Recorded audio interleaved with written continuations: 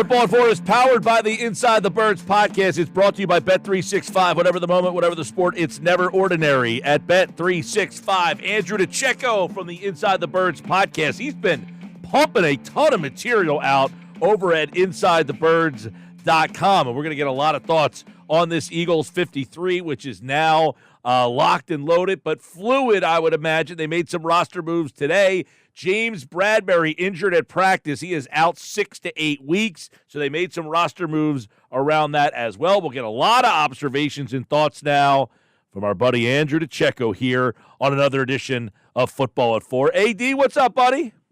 Hey, Mike, doing great. How are you? Good to talk to you, man. A week from tomorrow, we're going to have football back in Brazil, Eagles and Packers. And let's get your initial thoughts on the 53. What surprised you? What stood out? And obviously, they already made some changes.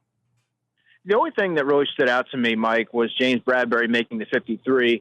It was something that we had discussed all through the offseason. Will he or won't he be on the roster? There was a ton of reasons why he wouldn't, and there was only one or two reasons why he would. But if you heard Hallie Roseman and Nick Sirianni the other day, they spoke glowingly about James Bradberry and what he brings in terms of being a consummate professional, that football acumen that he has, his intelligence, which I think goes a really long way.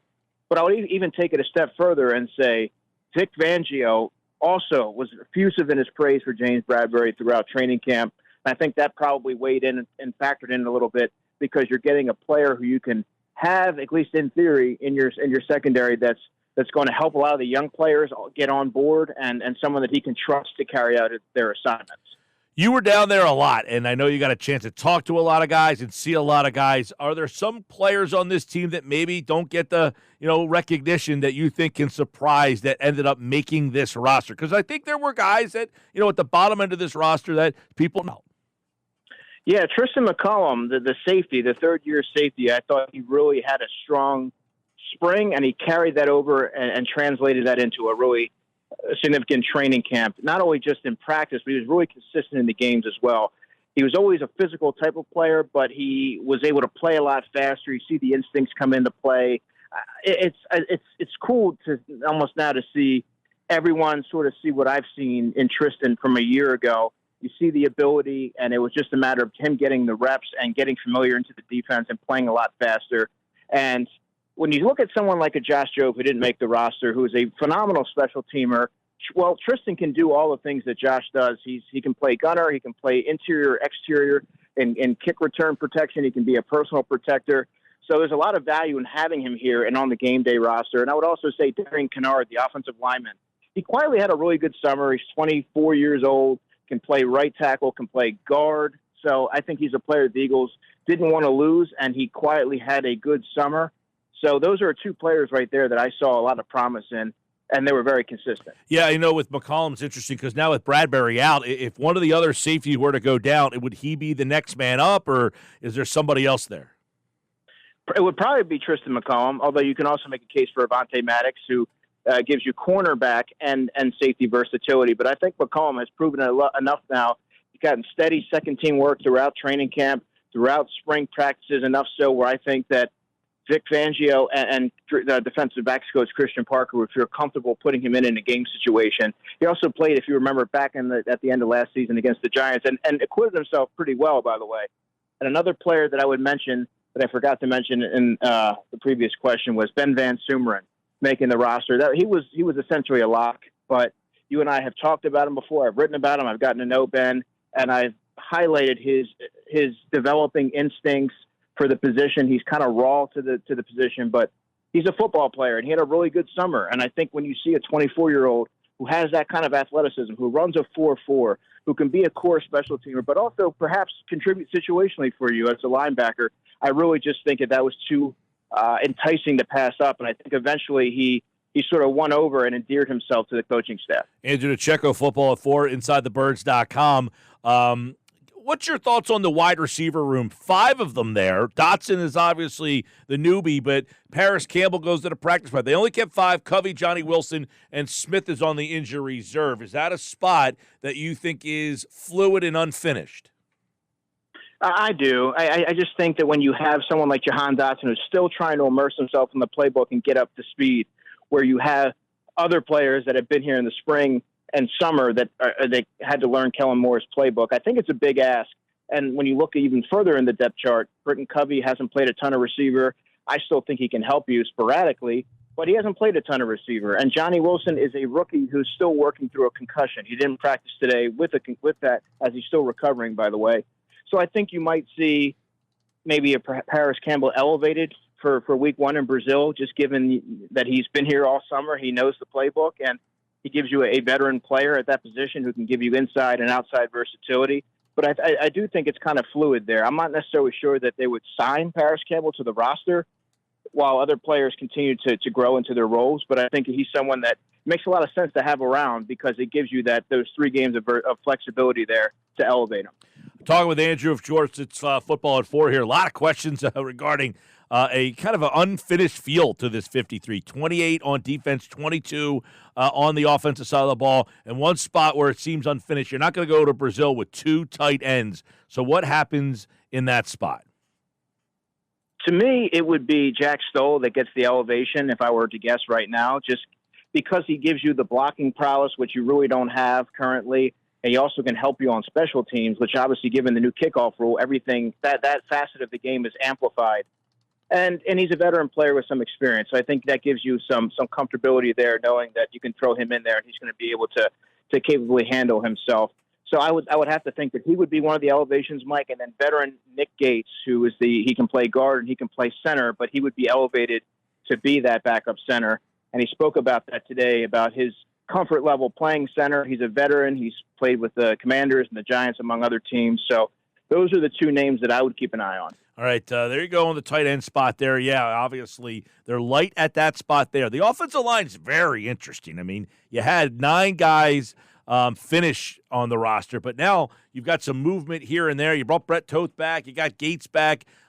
Is this a finished product with, they're starters, but Steen, Johnson, Keegan, and Kennard, you only have 4 backups there. Yeah, I think right now it is, because when you look at their roster, they look at the practice squad as an extension of the active roster, and you have Nick Gates, you have Brett Toth there. I think that gives you a comfortable set of veterans you can lean on should injuries arise. But they really prioritize the younger players. I mentioned Darian Kennard. Tyler Steen was never in jeopardy of making the roster, but he's there as well. Trevor Keegan's a player they really like, but he's had that hip injury, and he had a shoulder injury prior to that. So, but he's healthy now, and that's not going to affect his week 1 status. But he's a player that can play all 3 interior positions. So I think that they like what they have largely. It is young, and a lot of that depth is unproven. But I think that they sort of cushioned themselves by adding those 2 veterans to the practice squad. Yeah, you got a lot of people wondering who's the backup center on this team right now. But that kind of changed over their initial 53. It looked like they didn't have one at all. I guess the Gates thing, would he be the guy? You don't want anybody to get hurt, but if Juergens were to get hurt in game 1, would Gates be the first guy? I think that he would get the elevation, and I also wouldn't rule out Brett Toth as well. Brett Toth, I'm actually surprised that he came back, just given that he's been on and off the roster. He played decently in training camp, but there you would think that with the league on short supply of offensive linemen, someone that has that kind of experience might garner some interest elsewhere. But nevertheless, he's here, and so he might be a player that garners some consideration for an elevation. But Trevor Keegan, as I mentioned, he can play all 3 interior positions, center included, obviously, but he hasn't done it before at the pro level. So while that's nice to have that versatility, I think they sort of they gave themselves some flexibility there with Toth and Gates. All right, we're talking with Andrew DiCecco, Football at 4, looking at the 53, some changes today with Oren Burks getting elevated now as well. So now they go from 5 linebackers to 6. We'll get to that in a minute. Defensive tackle, they kept 6 guys there. Carter, Davis, Williams, Ojomo, Tui Peloto, and Thomas Booker. So that was an interesting decision. Are you surprised they went with 6 tackles?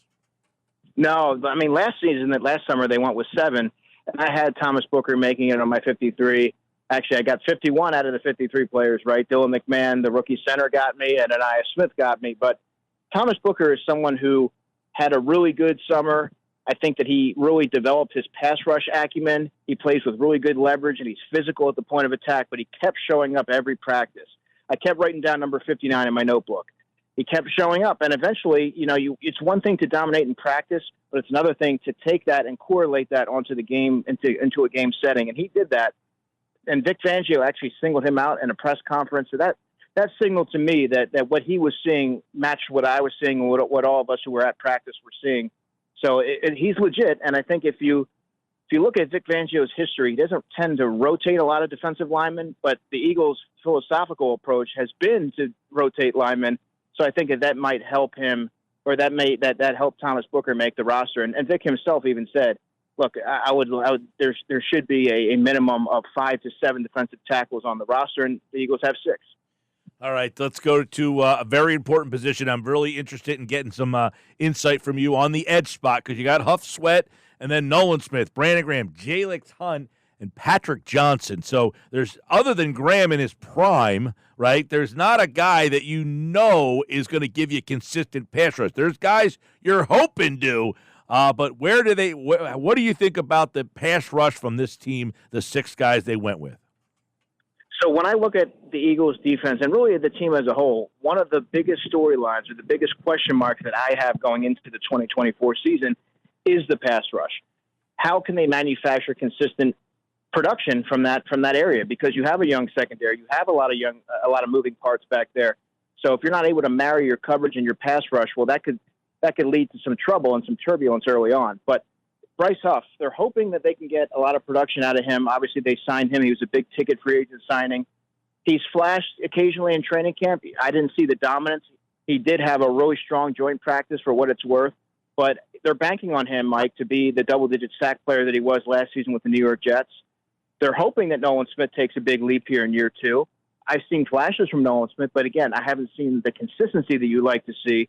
But I think it's way too early to write off a young player. I think you owe it to, in all fairness, you owe it to him to really give it a month, maybe first 5 games by the bye week, to really assess what you have there in Nolan Smith, because he says all the right things. He is noticeably bigger. He got stronger, but now you have to see it manifest on the field. And I think it's way too early to suggest that he can't do it.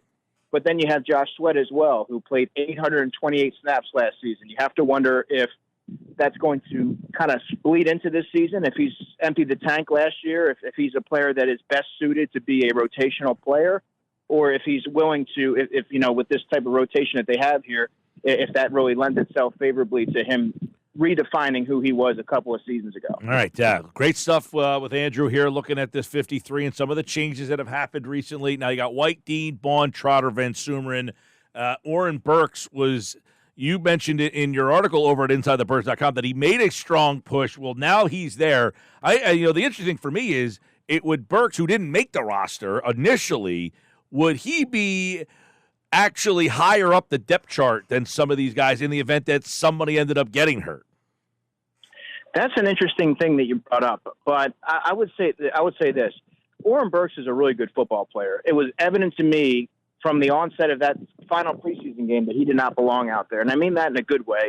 He was clearly far advanced over any player that was on that field, and I think the Eagles, frankly, are lucky that they got him back. This is a player who has 91 games of experience, 15 starts. He played in the Super Bowl. And he's a good player. I think that right now, if you're looking to kind of find your way, if you're Vic Fangio, I think you're going to be more comfortable putting in a player like Burks, who has played in high leverage moments, and he's someone who you can capably have confidence in that he's going to execute the defense in your vision. Whereas someone like a Devin White, well, he has that rogue, those rogue tendencies that sort of creep up every now and then when you watch him. And Zach Bond's a little bit new to the position. He's played it a little bit, but not to the degree that you'd feel comfortable with. And then Nakobe Dean, I still believe, is their best linebacker. So I think you might see Oren Burks contribute early on. And then I wouldn't be surprised if you see a little bit of Van Sumeren, although very sporadically. I think he can help you in short yardage situations. And when you're really trying to, when you're trying to, if a team's trying to spread you out, I think that's where his athleticism and range comes into play. All right. A lot of buzz about Dean late in camp. Are you buying him? Yes, I am. I believe that Nakobe is the Eagles' best linebacker. I've maintained that since the spring. He didn't even get cleared until the final week of spring practices, but everything that I've seen suggests that he's ready to make that leap. He plays physical. He's at his best going downhill and attacking. But he leaves a little bit to be desired in coverage, but I think he's improved in that area, really ever since that open practice where he got exploited greatly by Kenny Gainwell, who beat him on a couple of wheel routes and beat him in the open field. I think Nakobe's really refined that area of his game. This is someone who hasn't played a lot of football, so I think that's really what he needed. And he got a lot of reps in the preseason, and as camp went on, he became more confident and sure of where he needed to be, and he shows no ill effects of the foot injuries that plagued him last season. So I think he's ready to have a big season if he's able to stay healthy. All right, going into camp, corner was maybe the biggest intrigue. Slay, Mitchell, Rogers, DeJean, Ringo, Ricks. Are you surprised at all at how it played out? I'm a little surprised that Ricks hung on as the sixth corner, but if you really look at it, Carolina, who was atop the waiver priority list, they brought in 4 corners. So it's likely that if Ricks got waived, he doesn't make it back to the Eagles on the practice squad. He's a 22-year-old corner. He has good length. He's good on the outside. He played over 300 snaps for you last season. So I think that's really enticing and valuable to a GM when you want to continue to develop those players and not necessarily expose them to waivers. And you have, in theory, you have Quinyon Mitchell, Keely Ringo, Cooper DeJean, and possibly even Eli Ricks if you want to consider him as part of your future as terms of young corners that the Eagles have to really work with and develop and be a part of your future. But I was a little bit surprised that he hung on as the sixth corner because he's not great on special teams, and that's really what you're looking for in that final corner. I didn't think Josh Jobe was going to make it. The further we got along through training camp, it became very evident to me that he was becoming unplayable as a corner, and so much so that it offset his special teams ability as good as it was. But I was surprised that I had him going just 5 corners there. Yeah, and then the safety spot, Gardner Johnson, Blankenship, your starters, Maddox and McCollum, and then, of course, Bradberry made it originally, but he's no longer there. And then you got Sidney Brown on the PUP list there, but is this safety spot deep enough for you there? I think so. Yeah. I thought that the carrying 5 safeties was a lot in general, but depending on how you view Maddox has gotten a lot of work at safety in training camp, so I'm counting him as a safety there. And McCollum, to me, has checked off enough boxes, and I've seen enough of him to suggest that if he needed to step in sub packages or what have you, I think that he can do it and give you capable production. But Bradberry always was peculiar to me because I didn't know how he was going to factor in on the game day roster because he doesn't play special teams. In fact, he has not played a special team snap since 2021. And really, if you're that third or fourth safety, that is an essential function of that role. So I think it kind of worked itself out in that way. And you have someone like an Andre Sam, who's an undrafted free agent who had some momentum late in the summer, who's on your practice squad, and you went heavy at corner. So I think they have enough defensive backs to kind of mask that. By the way, as we're having this conversation, the Eagles have signed Byron Young, the third-round pick from Alabama a couple of years ago with the Raiders. He got released. And say that again? Who got waived? I have not seen a corresponding move yet. This just came out as we're having this conversation. Tom Pelissero, the Eagles have claimed Byron Young off of waivers. I'm imagining it's the Byron Young from Alabama that was the third-round pick. It doesn't say even which team, but I'm assuming that is. But another defensive tackle, though. That's the interesting part there. A guy who was a third-round pick, Alabama, obviously a high upside type of deal. Yeah, I think he gives you multiple positional versatility there and tackle, and he can play end. But, as soon as we get off this call, I'm going to have to do a little digging here. Yeah, Jimmy Kempski just put out, to be clear, it's Byron Young, drafted by the Raiders, 70th overall in 2023, not the Byron Young, drafted by the Rams, 77th overall, who was very good. This Byron Young, Alabama, that Byron Young is still with the Rams. So there you go. That just happened. I'll let you get to that. And, another season of football at 4 is ready to crank up. Next Thursday, we'll be previewing the Eagles and the Packers right here on 97.3 ESPN. All right, Andrew, always enjoy it, buddy. Yep. Yeah, take care, Mike. Talk to you soon. There's Andrew, and he's back on Thursday.